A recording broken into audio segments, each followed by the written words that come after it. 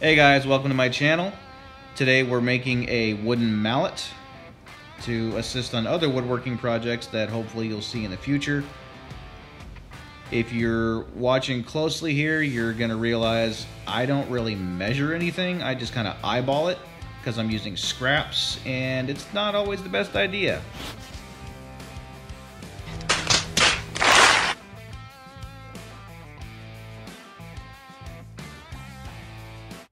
Never half-ass two things. Whole-ass one thing.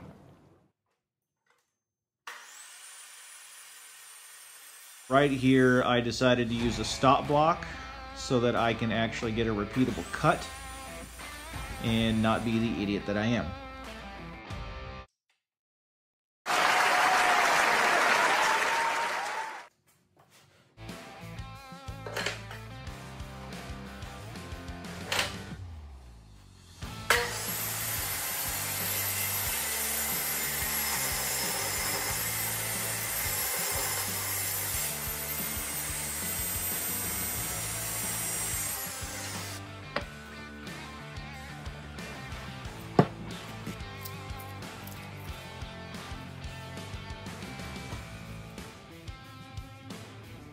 Alright, what we got going on here is I'm just making sure I glue on each side, and it doesn't really matter to me how even it's going to be because I'm going to bring it back through the miter saw so I can give it a little bit of an angle so all the sides will be evened out here.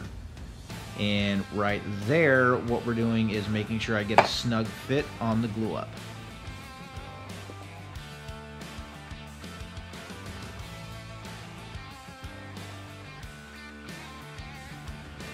Glue up went well. Now I need to mark where I'm going to make a little cut so I can make room for a wedge so I can get a nice snug fit.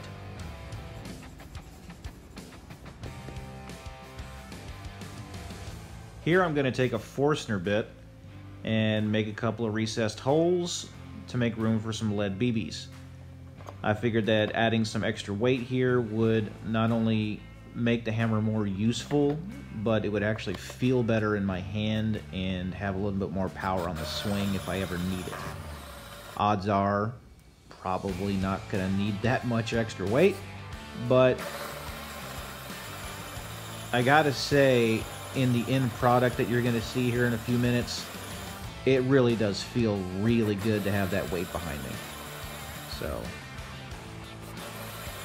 I would definitely suggest doing it myself. It is not necessary for anyone to do this if you don't want to go through the trouble of doing this process, because waiting for a Forstner bit to cut through a whole bunch of hardwood, it does take a while, which is why I've sped up this clip. But again, if you decide to do it, you will not be disappointed.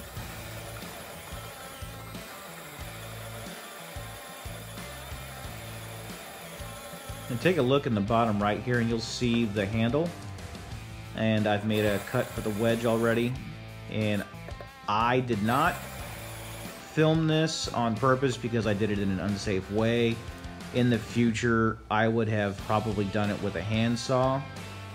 I'm not going to tell you guys the way I did it because it was really freaking stupid.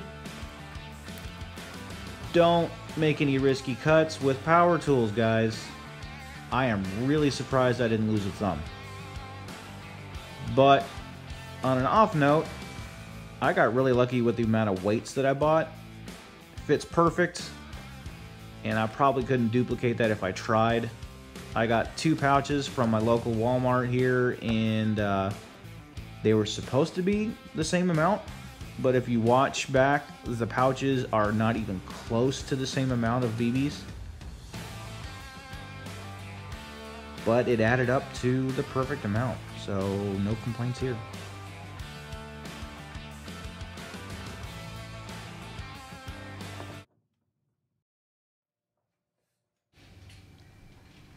Alright, back through the miter station here so I can add a little bevel to each side, and watch closely here.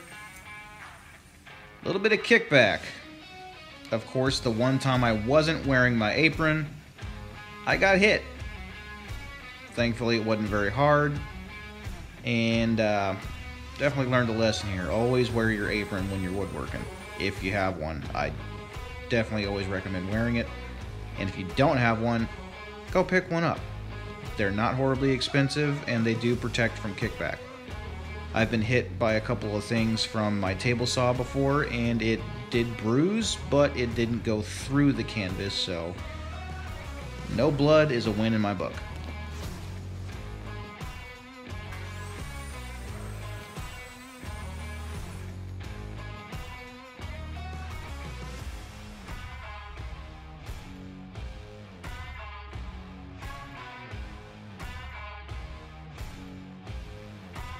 If you watch me here, I'm going to be making my own wood filler, which for any beginning woodworkers out there, it's a great idea, especially if you've bought any exotic woods or something, because any wood fillers you buy are probably going to be geared towards a pine, or even the darker stuff is going to be like a mahogany or a walnut. If you have something in between, making your own makes a world of difference when you're finishing your project.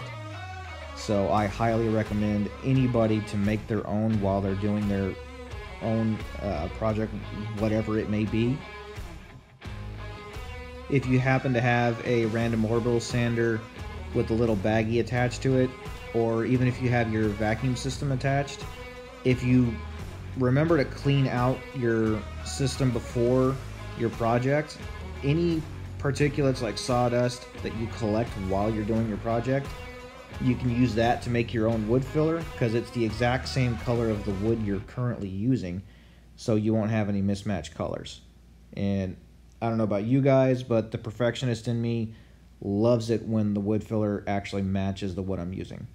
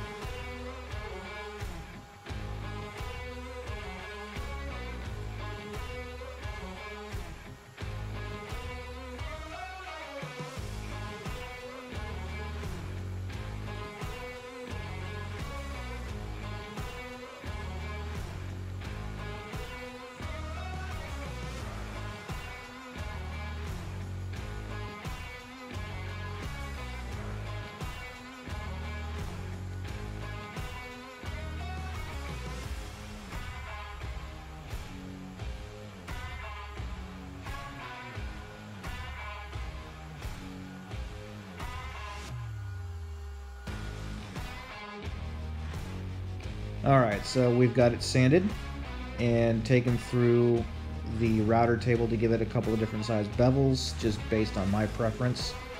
I think the larger bevel towards the bottom of the mallet is better looking, but again, that's just my opinion. I figured it looks actually more like a mallet, almost Mjolnir-like, if you're a fan of Thor. But we're going to just spread a little wood glue on either side of the handle, slide it in, grab the wedge, and dab a little wood glue on either side of that. Don't really need it, but we're going to use it just to make sure everything's held in place. A nice friction fit would have been great, but this was my first time making it, and it wasn't as pretty as I thought it was going to be, but all in all, I think everything turned out pretty good, but fingers crossed. Pounding it in, and we'll flush cut it down and add some finish, and she should look pretty good. And here's our final product. All in all, for my first attempt, I think it looks pretty good. And thanks for following along with me. Please consider subscribing and have yourselves a great day.